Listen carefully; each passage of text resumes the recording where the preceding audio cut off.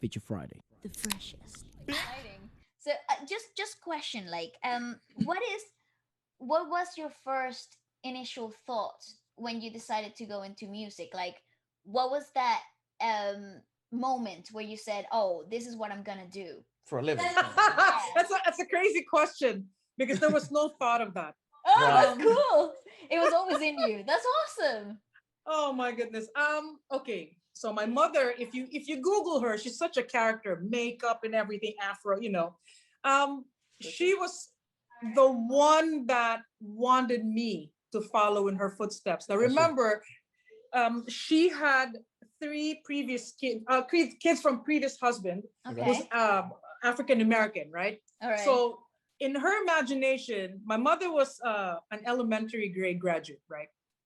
Twice grade six. So she says, I mastered the sixth grade.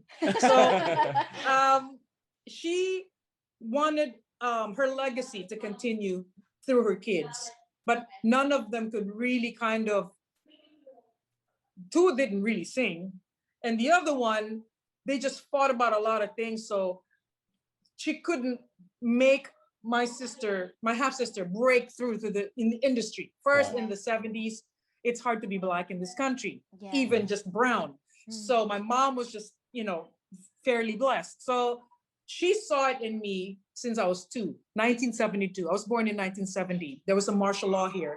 And she just let me be. I would sing, sing, sing, sing, hiding, right? I never showed people I could sing Yeah. because I was very shy. And the time came in 1982. No, 1980. I was 10 years old. She made me one of her dancers. Nice. Cool. Dance like 10 years old. I don't want to be on stage. I want to be in school. Yeah. But she had an idea. And so she wanted to train and break me through the stage to Okay. break the shyness. Mm-hmm. Next was 1982. She forces me to sing as her opening act because every time she performs, she has dancers, opening act. acrobats, magicians, Right. Oh, cool. So then me and my partner, Ferdy Cuervas, we would dance, and then I would exit and change for her opening number. And so now her idea was after the dance routine, she would put in someone else, and then I'd come out as an opening singer act. Okay. And she called me Louis Ramsey at the time from Louisa. Uh-huh. So I'm like, great. I don't want to do this, but I got to do it. No training or anything. She put me on stage.